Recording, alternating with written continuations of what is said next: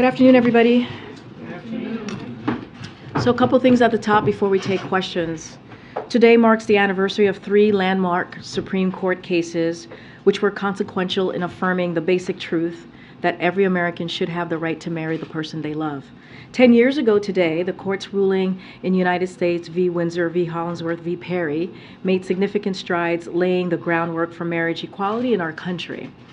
They were followed 2 years later by the Supreme Court's ruling of Obergefell v. Hodges, finally recognizing that LGBTQ+ Americans have a constitutional right to marry who they love. These monumental cases moved our country forward, and they were made possible because of the courageous couples and unrelenting advocates in the LGBTQ+ community who fought for these hard-won rights. Last year, President Biden was proud to build on their legacy by signing into law the Respect for Marriage Act, guaranteeing the rights and protections of LGBTQ+ and interracial couples, and he continues to call on Congress to pass the Equality Act to ensure equal rights under the law for all Americans. Our work is not over, but today we celebrate the progress that has been made, and we recommit ourselves to the work ahead. As you all know, this week, the entire Biden-Harris administration is highlighting the work we've done to grow the economy from the middle out and bottom up, not the top down. The president's economic strategy has powered the strongest recovery of any major economy in the world. This morning, you heard the president announce $40 billion towards ensuring every American has access to affordable, high-quality, high-speed internet. On Wednesday, the president will deliver a major speech in Chicago to highlight how his strategy of growing the economy by growing the middle class is delivering for the American people. Throughout the week and clearly next several weeks, you'll continue to hear from leaders across the administration on how the president's economic plan is delivering results for the American people. With that, as you all know, Admiral is here to answer any foreign policy questions that you may have on the news of the day. John, the podium's yours. Good afternoon, everybody. Look, I know there's still a lot of interest out there in events in Russia over the weekend, so just a few words at the top from me. As you all just heard from the President, the United States closely monitored those events, with President Biden receiving literally hour-by-hour updates from his national security team throughout the weekend, and those updates continue for him. On Saturday morning, the President convened a call with his top national security aides to discuss the developments and any impacts that instability in Russia could have as we prepared for a range of scenarios. And the President also convened calls with many of our allies and partners throughout the weekend, and those calls continue. National Security Advisor Sullivan, Secretary Blinken, Secretary of Defense Austin also spoke with a number of their counterparts as well. Now, as the President noted, it was important that both internally, here inside the administration, and externally, with our allies and partners, including with Ukraine, that we all shared our perspectives on what was going on, and we all stayed on the same page. We also made clear to all our allies and partners that the United States was not involved and would not get involved in these events, and that we view them as internal Russian matters. We delivered that same message to the Russians themselves through appropriate diplomatic channels. I'll emphasize, as the President did just a little bit ago, that it's too early to speculate on the impact these events might have or to reach any definitive conclusions, except one, of course, and that is that no matter what happens next, we're going to stay closely coordinated with those allies and partners, and we're going to continue to stand with Ukraine. As we're speaking here right now, Ukrainian forces are still fighting for their country. They're still trying to claw back captured territory. They're still taking, and they're still inflicting casualties. So whatever occurred in Russia this past weekend did not change those facts. Didn't change the facts for us, didn't change those facts for Ukraine. And they absolutely are not going to change our continued support. So with that, I'm happy to take a few questions. What implications do you expect this episode to have on Wagner's power and ability, both inside Ukraine as a fighting force? Can it continue to be a fighting force inside Ukraine, but also more broadly in Africa, where they have a big footprint? Where does Wagner, do you think, go from here? Do you have the early read on that? No, we don't. And we don't know the answer to your question. It's just too soon to know. We recognize that Wagner still has a presence in Africa. I think we have worked to hold Wagner accountable. They are listed as a transnational criminal organization. We have sanctioned them. We will continue to take those actions that are appropriate to try to limit their ability to continue to sow chaos and violence wherever it is. But it's just too soon to know after the weekend's events where Wagner goes as an entity or where Mr. Fragosian goes in terms of his leadership of it. Do you know where Fragosian is? I don't. Ukraine is warning that Russia has completed preparations to potentially blow up the Zaporizhzhia nuclear power station. Is that your assessment as well? I'm not going to get into specific intelligence. I would tell you that we're watching this very closely, seen that reporting. We have, as you know, the ability near the plant to monitor radioactivity, and we just haven't seen any indication that threat is imminent, but we're watching it very, very closely. And more broadly, as Secretary Blinken said, this has exposed cracks in Putin's power. How concerned are you that Putin could now be more desperate, more unpredictable, to the point that he could take more extreme measures to try and maintain his grip on power? Yeah, I won't speak for Vladimir Putin or hypothesize about what next steps he might take or might not take. I think it's important to take a step back here and remember that the Russians still have tens of thousands of troops inside Ukraine. And that, as I said in my opening statement, there's still active fighting going on. The Ukrainians are still trying to claw back territory. The Russians are still vigorously trying to defend against those efforts by the Ukrainians, and casualties are being taken even as you and I are talking. And I think it's important to remember that. So what we're going to stay focused on is making sure that Ukraine can continue to succeed on the battlefield and not speculate about what this might or might not do on the political spectrum inside Russia. As President Biden said very well earlier, this is an internal matter for the Russian system. Go ahead, John. John, do you see President Putin as being weakened as a result of these events over the weekend? Again, we're focused on what's going on in Ukraine. This is an internal Russian matter. And I think it's important to remember that Mr. Putin still commands a very large and a very capable military. And the bulk of that military is across the border in Ukraine. And that military is defending itself against Ukrainian attacks. And we've got to stay focused on what really matters mostly in front of us, and that's helping Ukraine succeed on the battlefield. And that's what we're going to do. Whether there were U.S.-Russia military-to-military contacts over this? All I can tell you is that we, through various diplomatic channels, conveyed those messages to Russia directly. One, that there was no U.S. involvement here, nor will there be, or would there be, and that we expect Russia to observe its obligations, its international obligations for the protection of diplomatic personnel inside Moscow. Do you have any, actually, throughout the country. Just a last follow-up on that, do you have any indication that Russia thinks that the U.S., the West, NATO, etc., were involved? Well, I can't begin to speculate what Russians think or what Mr. Putin thinks. Emphasizing that as because, the president. Yeah, look, we saw we saw some social media activity by Foreign Minister Lavrov, who seemed to allude that some sort of investigation was in the offing at the suspicion of the involvement of Western intelligence services. And I think we could all spare Mr. Lavrov the effort by just making it clear there was no U.S. involvement whatsoever, no Western involvement. I wanted to follow up that as well. Given the emphasis both you and the President have made today, do you think that issue of U.S. involvement, or our ability to know that something was going to happen in advance, contributes to the instability of the moment? We're all concerned by any potential for instability in Russia, given the stakes and given what's going on in Ukraine. And I'm not going to talk about intelligence matters one way or the other here.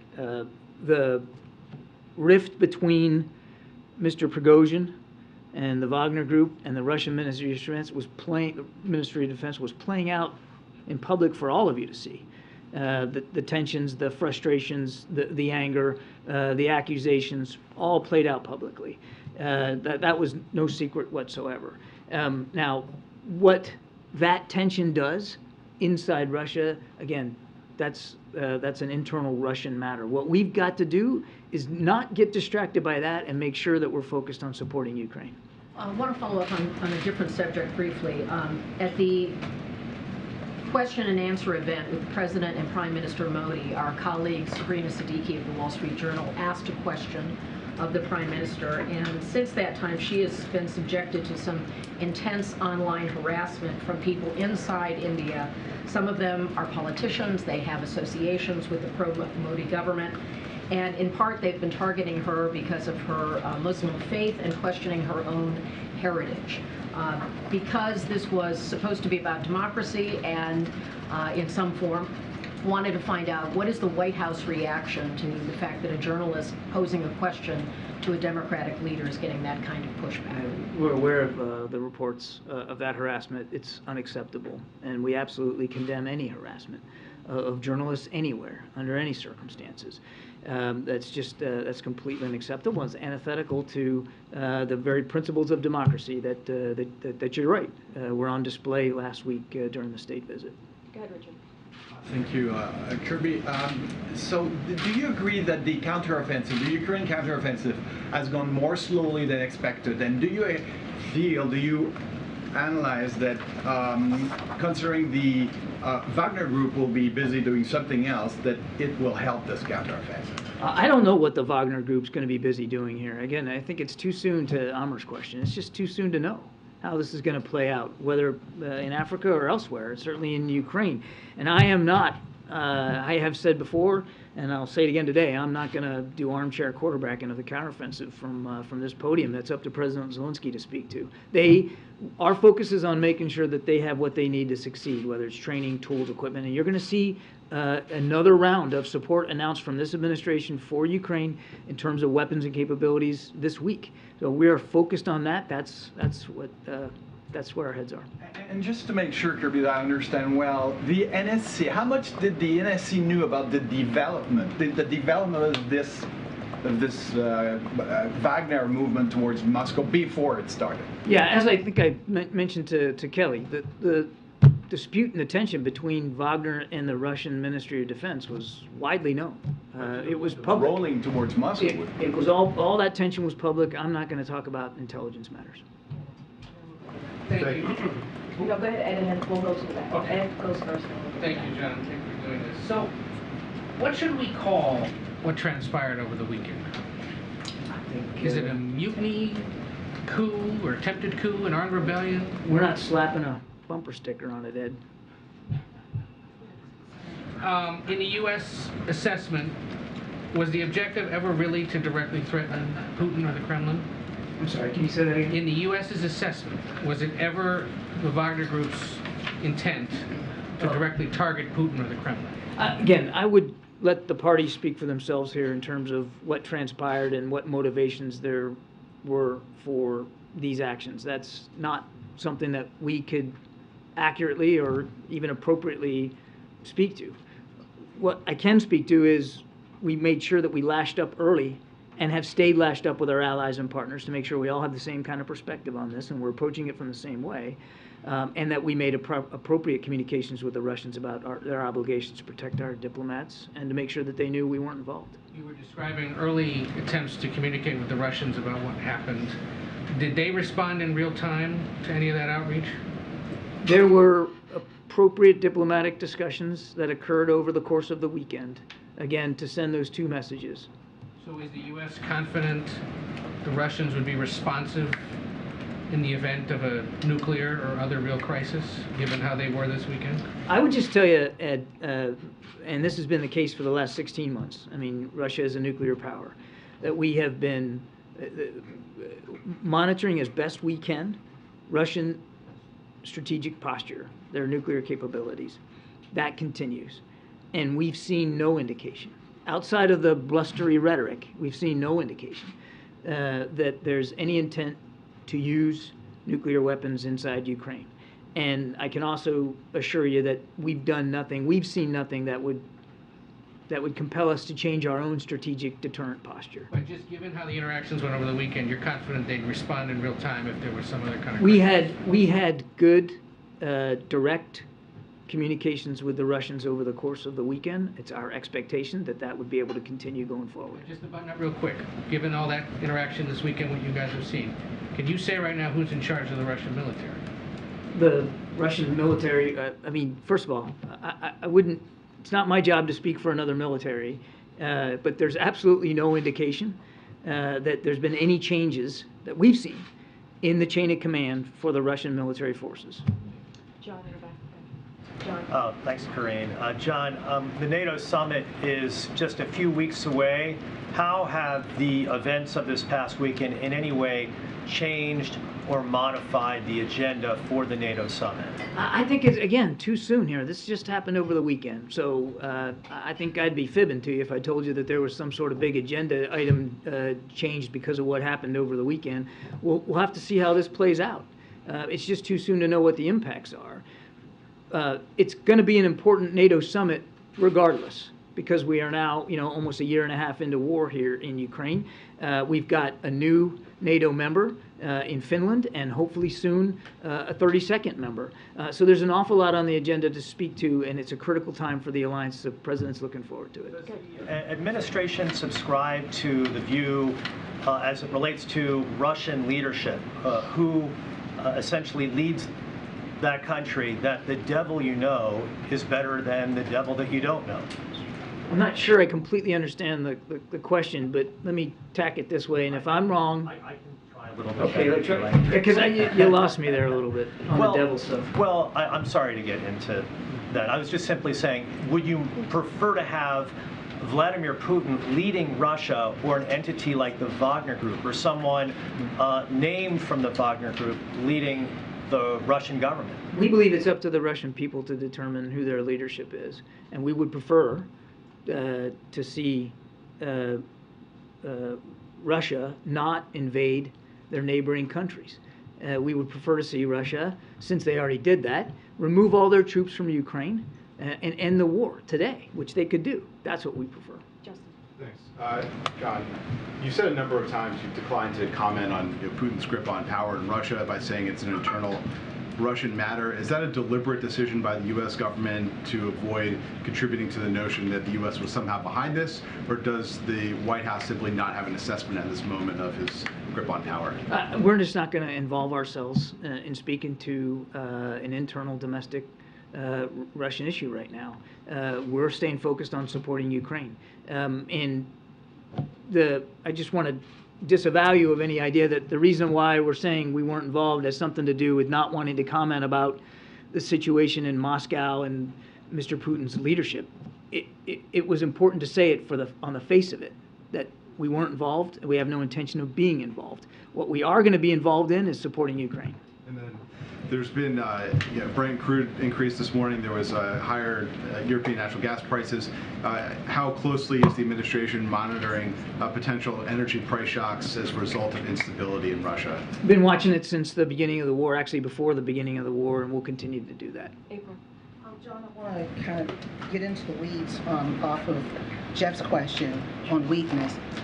Are you concerned about the instability in Russia because of the nuclear capability? If they have to come out stronger, they could use that. Is that the reason for your concern about instability? I think you got to take a broader view of that, April. I mean, the reason we would be concerned about instability in Russia is the war in Ukraine predominantly. Yes, Russia's a nuclear power, and yes, that's of concern, and yes, we continue to monitor that. But I mean, I just think if you look at the scope of recent events, again, over the past year and a half, there's a lot of reasons to be concerned about stability in Russia and the impact that could have on the Ukrainian people and on the European continent. And as you said, over the last year and a half, going back to what Jeff said, this administration acknowledged that they were shocked that it took Russia so long. They have not shown to be the power, the military might that everyone thought they were.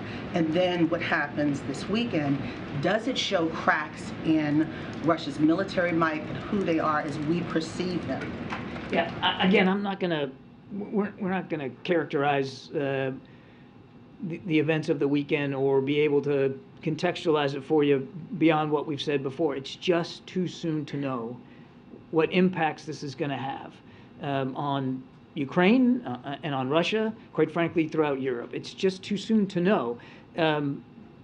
But broadly speaking, I mean, we're now in 16 months of war, a war that was advertised by the Russian side as only going to be taking a few days. And now we're 16 months into it. Clearly, you don't need me to tell you, but the history of this conflict has shown that the Russian military is not as vaunted as perhaps they wanted to characterize themselves as. But, and this is a big but, and I think it's an important point to make, as Ukraine conducts offensive operations this summer to claw back some of that territory, they are running into a Russian defense. And the Russians have invested in those defensive capabilities.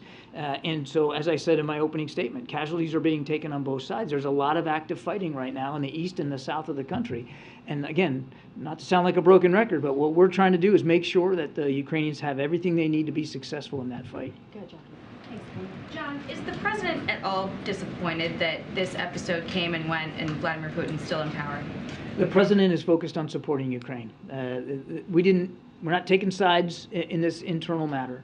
The president is going to make sure that we're staying focused on Ukraine. He did say, though, in March 2022, for God's sake, this man cannot remain in power. Regime and this change might have changed that. Regime change is not our policy. We've been very, very clear about that.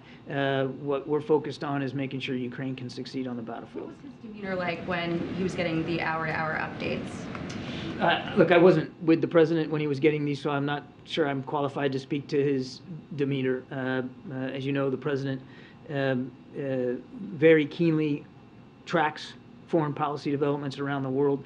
His national security team was giving him updates literally hour by hour throughout the weekend, and he was absorbing all that information and making sure that in the context of absorbing it, he was also sharing our perspectives with allies and partners. And as I said, those conversations, it wasn't just one and done. He's had several over the course of the last couple of days, and you're going to see that continue going forward. And one last one on the conversations with our allies. You had said we were not going to get involved in these events. We would not at any point. But if this had turned to a nuclear situation, what was the conversation with our allies about how that would be addressed? I wouldn't speculate on hypotheticals, Jackie. I wouldn't get into hypotheticals. They were talking about the situation as we were seeing it unfold. They were communicating with each other, our allies and partners, about their perspectives, what they were seeing, what we were seeing, sharing as much context as we could, and making sure that we all had sort of the same sight picture, and that we were basically all reacting in real time in roughly the same way. It was important for that to be the case, and so that's really where the focus was. On the nuclear thing, I mean, again, I'm not going to hypothesize here, but we continue to watch this very, very closely. We've seen a lot of reckless rhetoric coming out of the Russian side. We watch it closely. We just have seen no indication that Mr. Putin has any intention of using nuclear weapons inside Ukraine or anywhere else for that matter. And I can assure you we have done nothing to change our own strategic deterrent posture when it comes to that potential threat. John, just on Fragosian's status, does the U.S. have any assessment on whether his safety was ensured as part of this deal, or is there a belief that his life could be in jeopardy? We don't know the parameters of this deal. We weren't a party to it.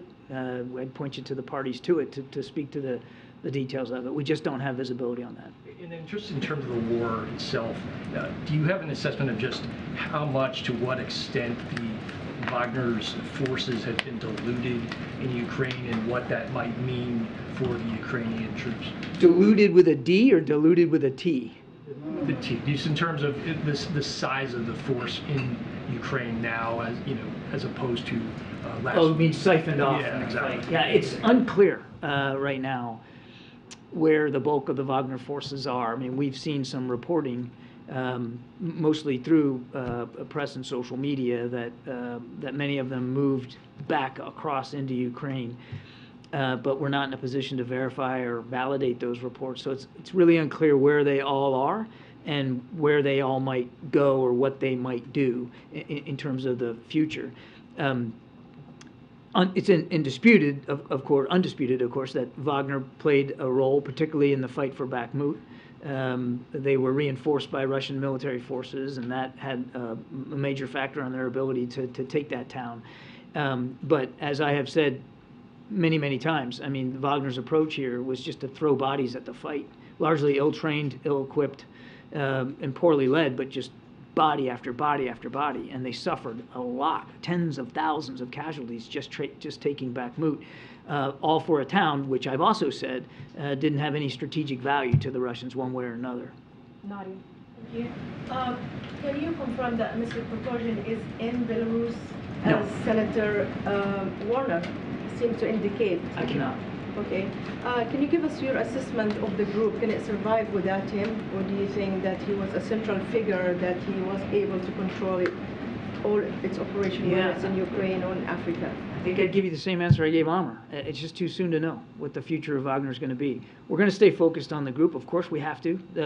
They do operate outside of Ukraine, and we have levied lots of sanctions against them, and we'll continue to hold them accountable as appropriate. Thanks, John. Earlier today, President Biden said that he would be speaking with additional heads of state this afternoon. I wonder if you can give us any details about who, the substance, the timbre of those conversations, about whether what he's trying to convey today is different or evolving from what he's trying to convey over the weekend. The call that he was alluding to earlier is to the Prime Minister of Italy, Prime Minister Meloni, and that call should be taking place just about now. We'll give you a readout when it's over, but it'll be very much in keeping with the kinds of readouts you've seen over the last 48 hours. John, Prigozhin, in his first message since all this went down, said that he wanted to avoid Russian bloodshed and that he marched in a demonstration of protest, not to overturn power in the country. Does the U.S. buy that? We're not taking a position on Mr. Prigozhin's motivations. And then secondly, has the U.S. been able to corroborate the allegations that Prigozhin made that he says were the pretext for this attempted insurrection? He said that 30 Wagner fighters died after a Russian military attack on their position on Friday. Cannot confirm those reports. And then lastly, do you have any, I know you've said that you have no idea where Prigozhin is right now, is that correct? That's correct. What's your sense of where this goes? Do you believe that this is over now, that his attempted insurrection failed, it's not going to restart again, or are you still monitoring for the possibility that Wagner fighters might attempt something like this again? We don't know. We don't know where this goes, or whether this is really the end, which is why we are going to continue to monitor it, and why the president is still getting routinely updated and will in the coming days. And very quickly, do you have any sense of whether Ukraine was able to take advantage of this chaos over the weekend? I'm not sure what you mean by take advantage of it. Take advantage from a military standpoint in terms of their offensive in the east of Ukraine. Again, I would let the Ukrainians speak to their military operations. All I would say, and it's why I wanted to put it right up top when I started here, is that there's a lot of fighting going on in the east and south of Ukraine. They are still trying to get territory back from the Russians, and they are still inflicting and taking casualties. So the fight goes on. Now, how much and to what degree, in any given area, that fighting was adjusted or changed, slowed down, or sped up as a result of the weekend, I just couldn't speak to it. Certainly nothing discernible from our perspective, but again, the Ukrainians would have to speak to their operations. Earlier today, the president said that he and allies had talked about planning for several different scenarios over the course of the weekend. Could you speak to some of those scenarios? No. And he and President Zelensky have communicated yesterday. Have they spoken today? Can you give us a sense of their conversations? There has not been another conversation with President Zelensky since the one that we've already read out to you that occurred yesterday. But as you heard the president say, he does expect to be speaking again with President Zelensky very, very soon. And of course, we'll read that out to you when it happens, as we always do. Thanks, John. The president earlier today, and you here, have broadcast the message that was sent by the West privately to Putin. Is there a message that you would send publicly to the people of Russia? This says, I think, the best thing I could do is point you back to the president's speech when we went to Warsaw several months ago. And he had a whole section in there about the Russian people. And that would still be our message today. This is our issue with what Russia's doing in Ukraine is with the Kremlin and the Russian military, and of course their enablers such as the Wagner group. It's not with the Russian people.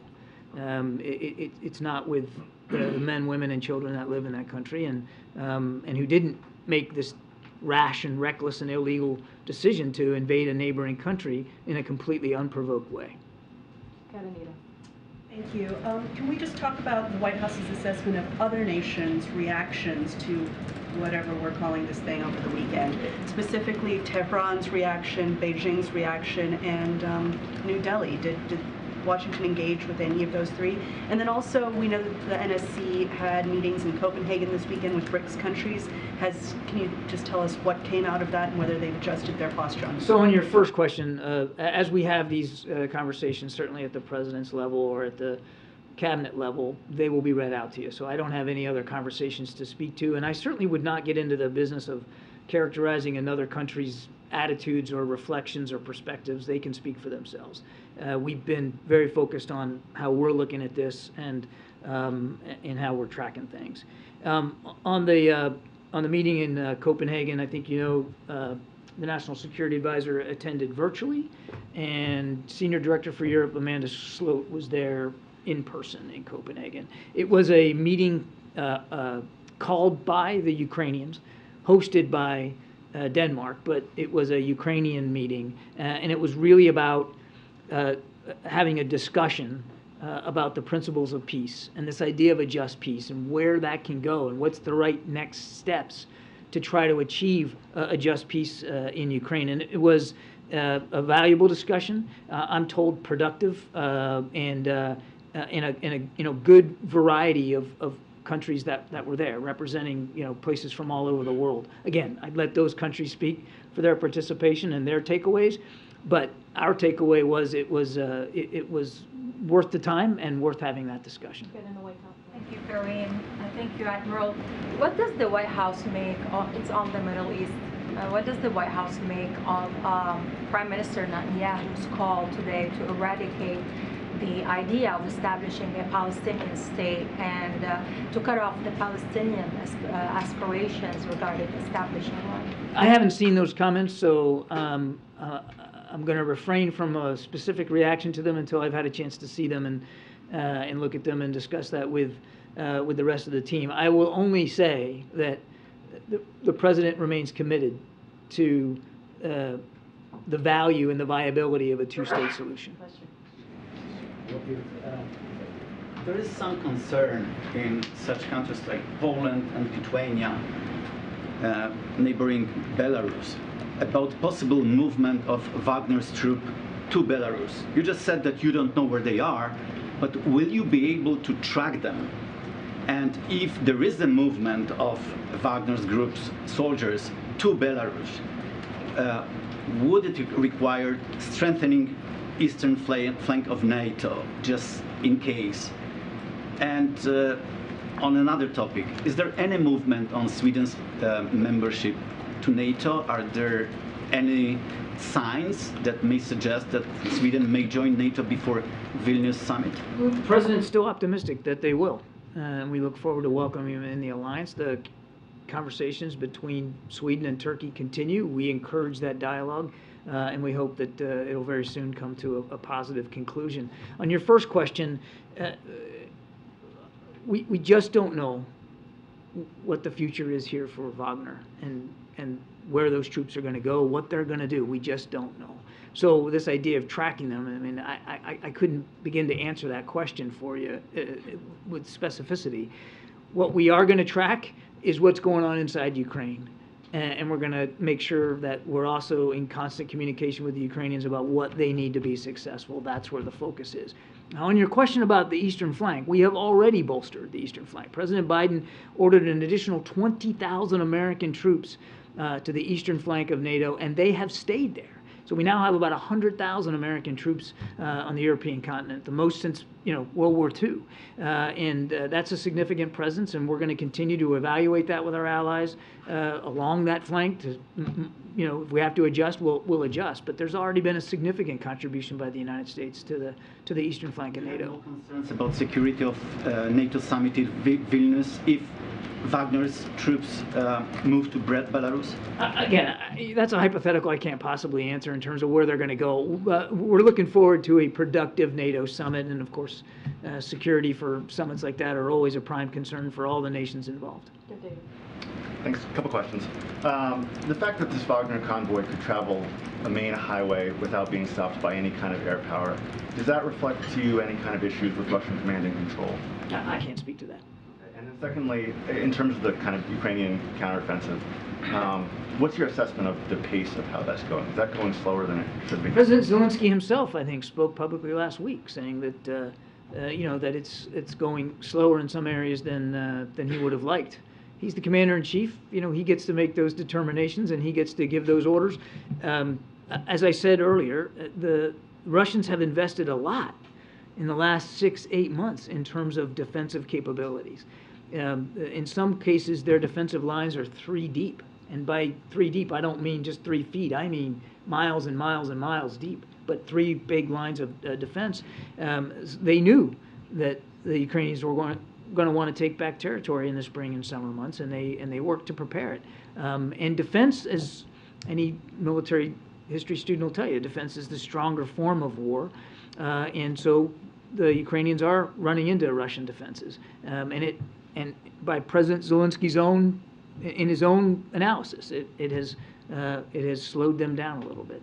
Is there a possibility or even a hope on the U.S. side here that the instability that we're seeing kind of in Russia between this and Wagner, that weakens, I guess, the Russian defense? Again, too soon to know. Just too soon to know. Just a couple more. Thank you, and thank you, Admiral. So can you please expand on the early assessments from the U.S. on the impact of the developments in Russia on the war in Ukraine and whether it signals the beginning of the end for the war? Again, I think it's, not to sound like a broken record, but it's just too soon to know what the impact to the war in Ukraine is going to be as a result of the events over the last weekend. And I just don't know that it would be helpful to speculate that. I do want to keep centering you, though, and reminding you that there are tens of thousands of Russian troops and vehicles and capabilities, air and ground, in fact, and sea, that they have still available to them to try to defend against Ukrainian offensive operations. And they are doing that. I mean, even as all this stuff happened over the course of the weekend, there was fighting inside Ukraine from these two forces. How concerned are you at this point that Putin could take any more extreme measures to demonstrate his control? That's going to be a decision for Vladimir Putin to make, and I wouldn't begin to speculate about what that might be. We have been watching Russian actions and leadership since the beginning of actually before the beginning of the war. And one thing that we have always talked about, unabashedly so, is that it's in nobody's interest for this war to escalate beyond the level of violence it has already visited upon the Ukrainian people. That's not good for, certainly Ukraine, and not good for our allies and partners in Europe. Quite frankly, it's not good for the Russian people. Yes, Sebastian. Thank you. Hello, everyone.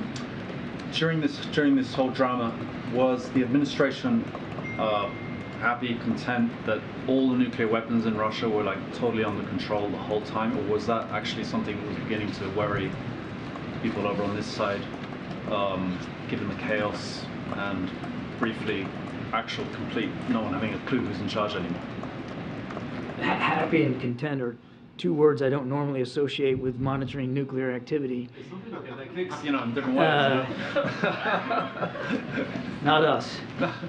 Look, we monitor this very closely, and all I can tell you is that we've seen no indication that Mr. Putin is interested in moving in that direction, and nor have we seen anything that would cause us to change our own deterrent posture. That's really as far as I can go on that. I'm sorry, I didn't mean a question on Mr. Putin, but rather there was a period of however many it was, 12, 16, 18 hours, where actually no one was totally sure who was in charge, and is still a nuclear-armed country.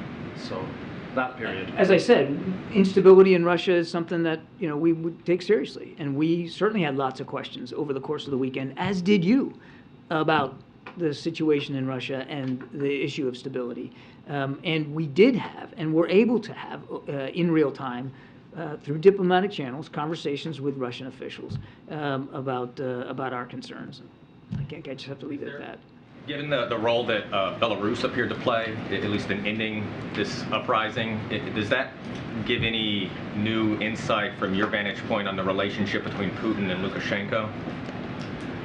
I don't think so. I mean, Lukashenko and Belarus have, basically been a surrogate for Mr. Putin and for Russia for quite some time, certainly before this war started. And Belarus has, even though they have not actively involved themselves in the fighting, they have certainly allowed Belarusian soil to be used for staging activities, for the launching of attacks inside Ukraine, for the storage of Russian capabilities. I mean, they have been an enabler for Mr. Putin. So I don't know that there was a lot of shock or surprise that Mr. Lukashenko got involved. But again, I'd let those parties speak to that. Okay, last question, Wayne, about me. Thank you, Karine. Thank you, John. Do you believe this instability in Russia will have an impact on Beijing's relations with Moscow? Do you hope that China's support for the Kremlin will decline as a result of this? We'll let the PRCs and President Xi speak for himself.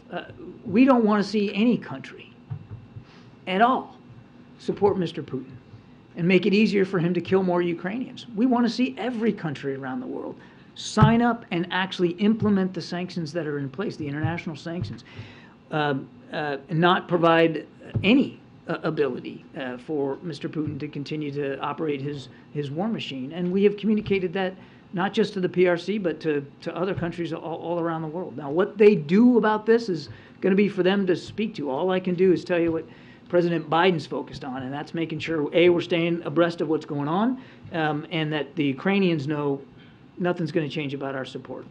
Secondly, according to reports, Israeli Prime Minister Netanyahu is expected to visit China next month. Do you have any reaction? I haven't seen those reports, but obviously he's the elected leader, Prime Minister of Israel. He gets to speak for his travel habits and where he goes and who he wants to talk to, and that'll be up for them to talk about. Thanks. Was this an intelligence failure, John? Chinese troop in Cuba. So there's one thing I just want to address really quickly, which I think is really important. It goes to Kelly O's question about Sabrina and what she has been dealing with since Thursday. So I just want to reiterate a little bit what John said, is that we're certainly here at the White House under this administration. We're committed to the freedom of the press, which is why we had the press conference last week. So just want to remind folks, that's why we had the press conference last week. And just to also just repeat what you just all heard from my colleague, we are certainly condemn any efforts of intimidation or harassment of a journalist or any journalist that is just trying to do their job. And so I just want to be very clear about that. Because you've been discriminating against me for the past 9 months. Stop. How is she discriminating against you? No, she called on you. She just gave you a few questions. I just need a question in 9 months. Ask a question. Please. Go ahead, Allow Omar. me to do my job and ask my question. When you say that the journalists are being discriminated against, If this continues, we're going to end the press briefing. If this continues, you're being incredibly rude. You're incredibly rude. You're being incredibly rude. You're talking over your colleague. You're talking over your colleague. I'm not talking over the colleagues. That I'd like to ask. When President Biden forgave the student debt, the administration booked a $400 billion cost that added to the deficit at the end of last fiscal year. How does the administration plan to look at this issue given the pending court decision? Will you book the deficit reduction in debt forgiveness, or will it stay in hopes of challenging the ruling? So look, I'm not going to get ahead of the ruling, right? We are very confident that the law is on our side here. and so certainly not going to get ahead of what is going to happen and what the Supreme Court is going to rule. We are confident in our legal authorities, as we've said over and over again. And as you all know, and I think I've said this before, that the Solicitor General made a compelling argument before the court. So we're certainly not going to get ahead of this decision. Look, when it comes to the deficit, this is a president, and he's shown this by his action on how much he takes lowering the deficit, decreasing the deficit, makes that a priority. We've seen that in a record number, $1.7 trillion in the first 2 years. That is something, because of what the president has put forward in his economic policies, he's been able to do that. And in the budget negotiation that you all covered and saw, one of the things that he made sure is that budget negotiation lowered the deficit by another $1 trillion. So this is something that the president certainly cares about, and certainly has taken action and moved forward with making sure that his economic policy does just that. Look, more broadly as it relates to the student loan, we've been very clear. We think it is certainly important as we're coming out of this pandemic, to give folks, and the pause is going to be lifted, as we all know, in August, to make sure that we give American families a little bit breathing room. That is what this does. And because of this, it is actually going to be able to put money back into the economy. If you think about people being able to buy a home now, if you think about people being able to actually do more with this burden that they've been carrying and they've had to deal with. So we think it's part of that economic policy agenda to make sure that we are not leaving anybody behind, but also building an economy that is important and that is also fiscally responsible at the same time. Very briefly, Senator Manchin was here earlier today. Was there any engagement by the president or anyone else, senior staff, on Acting Secretary Sue's nomination? And has there been any determination of how long she could stay in that role, in the acting? So as I've stated before, we believe that Julie Su is highly qualified to be Labor Secretary. As you know, she served as Deputy Secretary for 2 years, and now she's clearly Acting Secretary.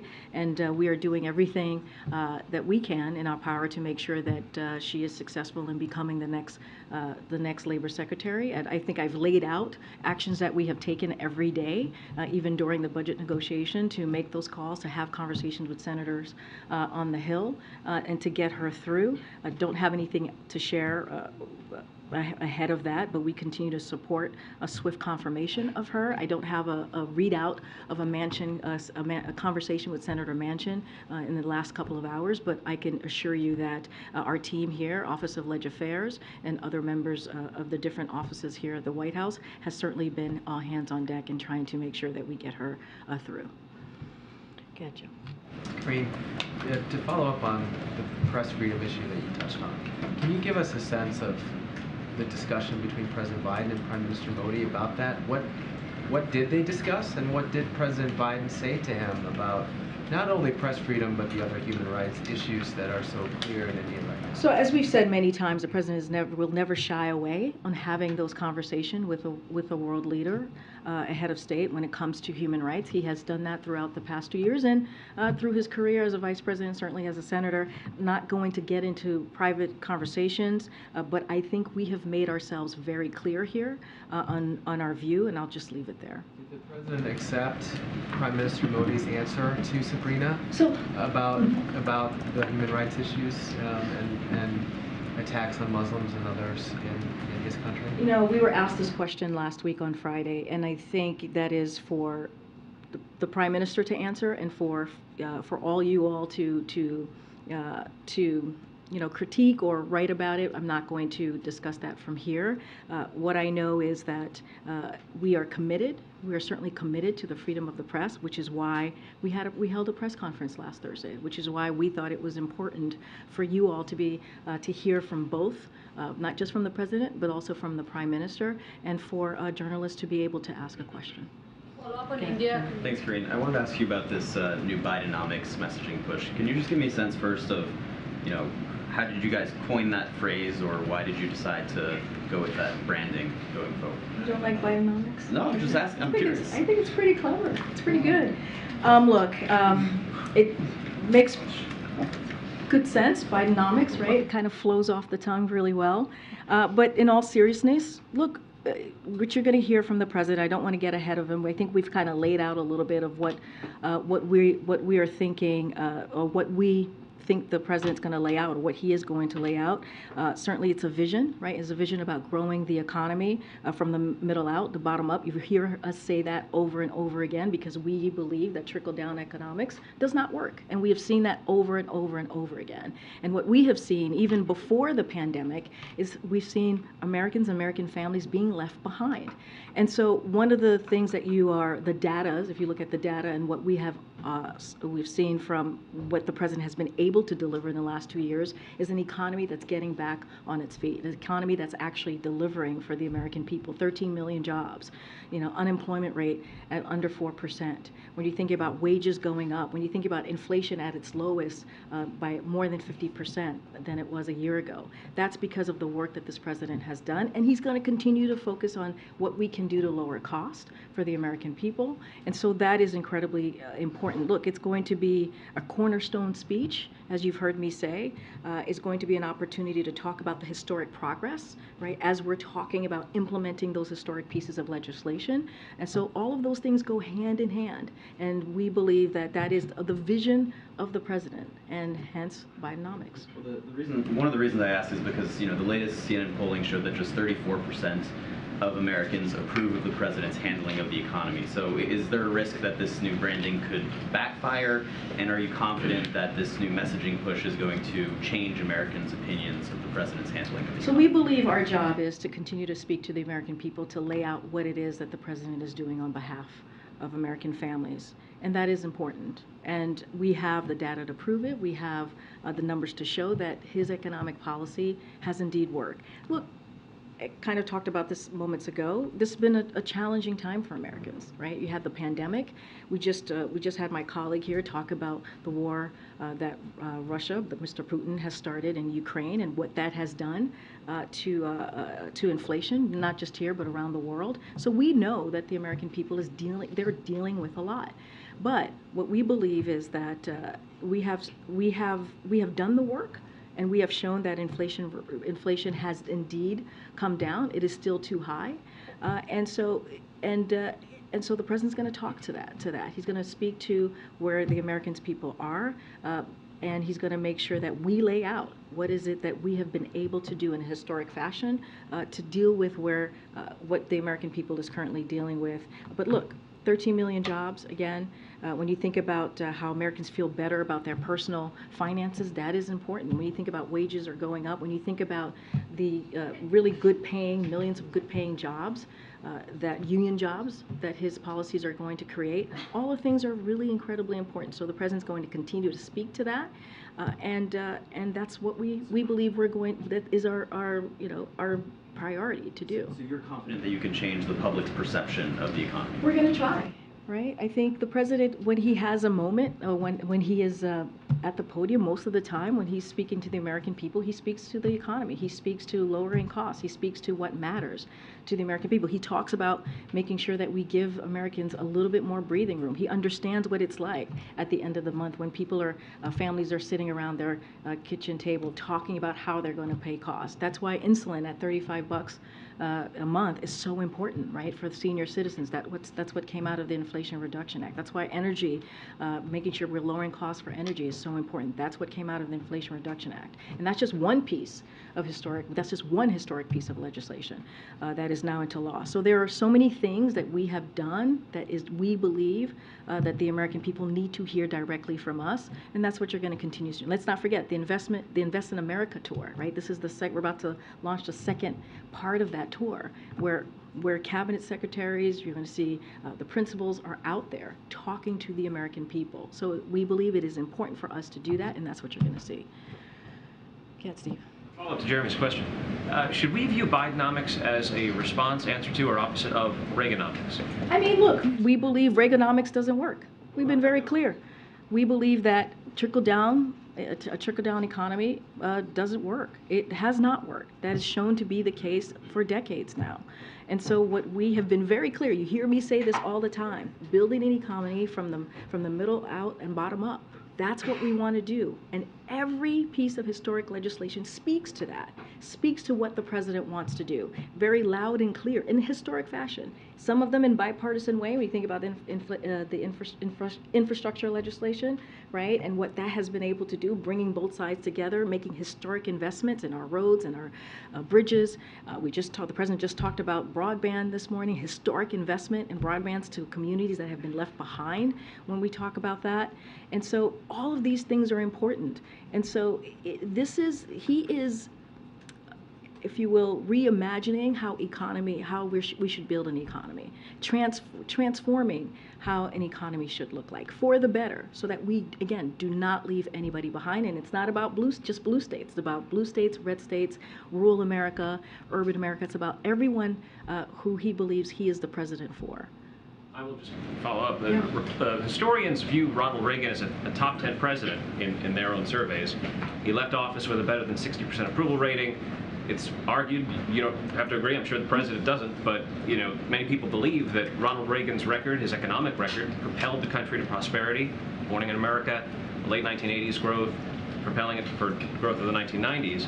What's your response to the idea that... What I will say, and we've been very careful, trickle-down economics does not work. It just does not work. It gives hands out to special interests and big corporations. That's what we have seen. And that would increase the debt, and it has increased the debt. That is what we've seen in the last couple of decades. It outsources jobs and raised utility bills for families. That's why the president is making sure that we're bringing jobs back to the United States. Manufacturing jobs, 800,000 manufacturing jobs. We've seen manufacturers wanting to invest in this country. We have not seen that in a long time, right? And so that is incredibly important. Utility bills, I just talked about what the Inflation Reduction Act is going to do. All of those things is building an economy, transforming the way we see the economy in a different way, in a way, again, that is equal, that has equity at the center of it, and leaves no one behind. And the president is very proud in what he's been able to do in the last 2 years. We understand there's more work to do, and certainly we're going to do that. Go ahead, Michael. Thanks, Karine. The president has called the previous administration's policy of separating families who cross the border illegally a moral and a national shame. USA Today published a story today that details how the Justice Department is defending that policy in a series of lawsuits filed by separated families. So my question is, why is the administration going to such lengths to defend a policy that the president himself says is a moral and a national shame? So look, the president repeatedly has said that Trump administration's family separation policy was abhorrent, it was unconscionable, and violated every norm of who we are as a nation. He's been very clear about that. He's repeated that. And that's why on the first day in office, he made sure to end the administration family separation policy. And what we've been able to do is we created a task force, as you know, where we've been able to reunite about 700 family members and also support families that were torn apart. And so we're continuing to do that work, and certainly that is not going to stop. Again, that's why we put together the task force. That's why we ended that very hateful policy. So when it comes to DOJ and what they're doing and how they're moving forward on a litigation, I'm just not going to comment from here. But our actions policy-wise in the last 2 years, making sure that we reunite families, we still have that task force going, making sure we're supporting those families that were torn apart, ending that policy, I think speaks for itself. I'm just not going to get into the Department of Justice and what they're doing. Okay. 2 questions on the Montana train derailment. How confident is the administration that it's not going to have a negative effect on Yellowstone? So just a couple of things on that. So obviously this is something that we are monitoring, the train derailment that occurred in Montana on Saturday, so a couple days ago. The preliminary water sampling conducted by the Montana Department of Environmental Quality and the EPA have not shown any risks to the public drinking water, which is obviously important to the community, to the state of Montana.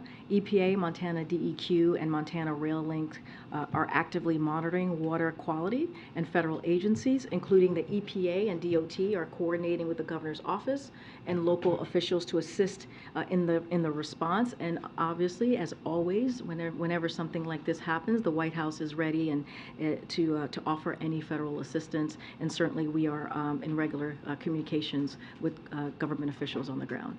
On the heels of this and East Palestine, is there anything more the president can do to prevent more of these from happening? Well, I know the Department of Transportation certainly has been looking into this and evaluating these types of derailments.